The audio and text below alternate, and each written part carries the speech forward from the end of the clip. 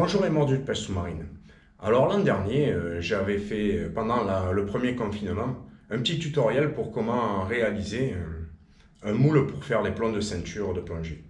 Donc je pense que j'ai été une source d'inspiration pour certains, puisque dernièrement encore là, et là je vais m'adresser à Gilles Lobo, j'ai vu qu'il avait essayé de faire un moule pareil mais en ferraille. Par contre moi j'ai pas la chance d'avoir un poste à soudure, alors ce que je vous propose c'est que depuis l'an dernier, j'ai un peu amélioré ma technique, donc je vais vous montrer un petit peu les plans que ça donne. Et puis donc Gilles, au lieu de te donner les explications sur ta chaîne YouTube, je vais te faire une petite démonstration, mais bien sûr ça sera avec du bois. Et donc à toi après de faire à peu près la même chose, mais je vais t'expliquer ça, comme à tous d'ailleurs, vous expliquer comment réaliser un moule sans problème. Alors voilà, je vais vous donner. Voilà le résultat. Et puis donc, moi, ce que j'ai fait, c'est dans une chute de plan de travail.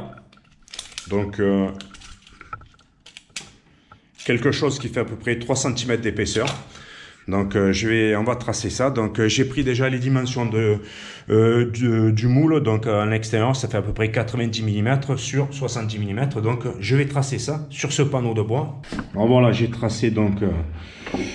sur le plan de travail, j'ai un carré donc qui fait 120 mm sur 140 et donc un autre pareil qui fait 120 mm sur 140. Celui-là, j'ai donc dessiné l'intérieur du plomb aux dimensions de 90 mm sur 70 mm. Et celui-là, donc à côté, celui-là va me servir de socle et ça va me servir pour le pourtour du plomb. Donc je vais faire la découpe. J'ai découpé cette première partie. Donc comme ça, quand je vais couler le plomb se déposera sur le socle. Et donc ça nous donnera en gros un truc comme ça. Bon là, je ne vais pas tout à fait couper à la même dimension. Il y a qu'un ou 2 mm, mais enfin bref, on n'est pas dans la précision. Il suffit d'en faire un. Puisque le mien, en fait, je l'ai mené, celui que j'ai fabriqué dernièrement, je l'ai mené chez un ferronnier pour essayer qu'il m'en fasse un en ferraille, qu'il me fasse le même système, donc avec 4 tubes carrés, les souder, et avec un socle en métal, comme ça permet de désolidariser le moule, et après, avec un marteau, taper et sortir le plomb qu'on viendrait de couler, quoi, voilà. Donc, contrairement à... comme j'ai vu sur la chaîne pour Gilles Lobo, où il a été obligé de détruire complètement son moule, puisqu'il l'avait réalisé en acier. Il n'arrivait pas à démouler. Donc après, voilà, la dernière partie la plus difficile à faire, enfin entre guillemets, c'est couper un rectangle aux dimensions du passage du plomb. Voilà. Et voilà, puisque c'est sur ce moule-là que j'ai pris les dimensions. Donc le plus dur, c'est... Ça, autant je l'ai fait avec la scie sauteuse, celle-là, donc c'est avec la scie à métaux. Et après, avec au ciseau à bois. Donc après, comme je le disais, donc au ciseau à bois, délicatement, bien sûr, parce que sinon, il ne faudrait pas tout bousiller. Petit à petit. Voilà. Comme c'est de l'aggloméré, ça part assez facilement. Voilà, ce qui va donner à peu près ça. Donc vous comprenez très bien, là ça va être le passage de la ceinture. J'ai terminé au moule.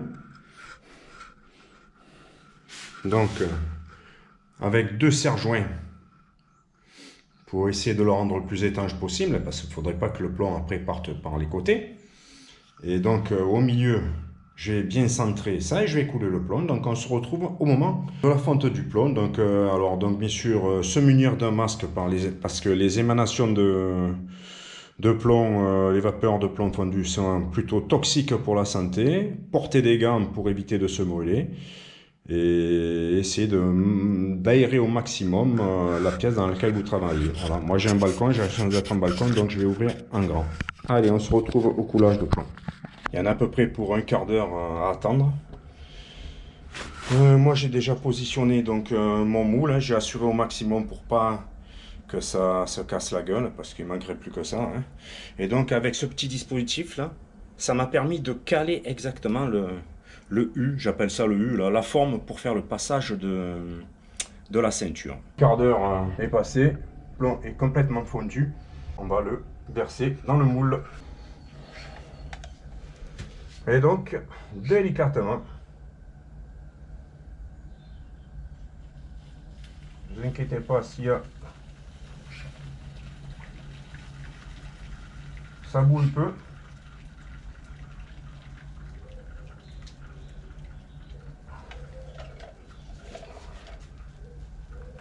Bon, ça fume un peu parce que tout simplement c'est le bois qui se consume. Hein.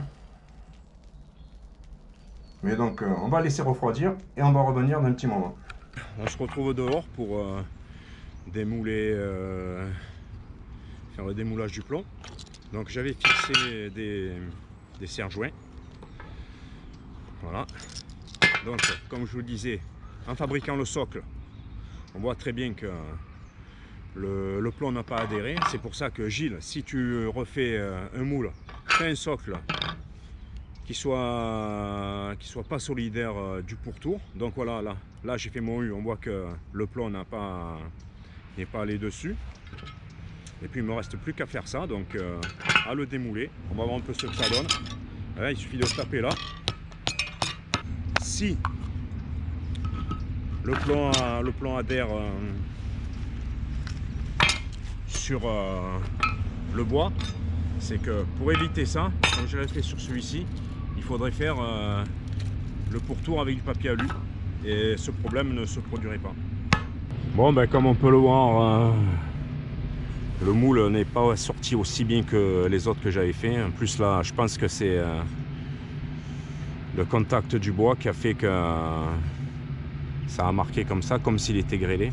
Mais bon, de toute façon, ça ira à la ceinture pareil. Voilà. Comme je le disais, je pense qu'il vaut mieux le faire en 3 parties. Donc un socle, pour ceux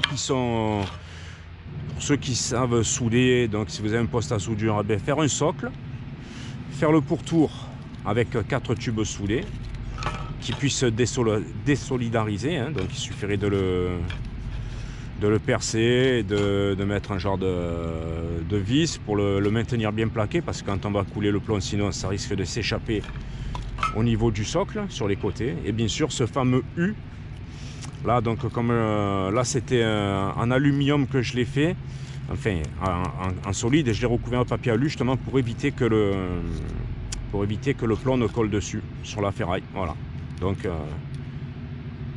là ce matin j'en ai fait un vite fait à l'arrache, mais bon, comme je vous disais, le fait qu'il consume le bois là, on le voit bien, hein, il y a des petits trous et le plomb c'est inséré dans les petits trous, c'est pour ça que je ne vais pas le démouler. Donc de refaire la même chose que ça, c'est-à-dire comme celui-là, voilà, et donc vous pouvez voir à travers le papier alu, ça a certes fait brûler le bois, l'aggloméré, mais comme le plomb ne pénètre pas dans les alvéoles de l'aggloméré, donc on peut le démouler très facilement. Voilà. Donc j'espère que ce tuto vous aura plu et puis que justement vous serez tenté peut-être par l'expérience vous aussi de réaliser vous-même vos plombs. Voilà. Gilles Lobo, donc si tu regardes cette petite vidéo, c'est surtout pour toi que je l'ai refaite, puisque l'année dernière déjà j'en avais fait une lors du premier confinement. Allez, à tous les mordus de pêche sous-marine, à très bientôt, ciao. Vous reconnaissez le plomb grêlé, on va faire un test, savoir si ça passe dans la ceinture, et comme vous pouvez le voir, ça passe. Le U permet de l'épaisseur, et voilà, un plomb de plus. Donc voilà, ça c'est le plomb que je viens de démouler tout à l'heure en étant à l'extérieur. Ça c'est un plomb que j'ai fait il y a 2 jours de cela. Sur celui-là de moule, on voit la différence de couleur, c'est que tout simplement sur celui-là, j'avais recouvert le cerclage en bois de papier aluminium. Voilà, donc faites un essai, vous m'en direz des nouvelles. Allez, je vous laisse et je vous dis à très bientôt.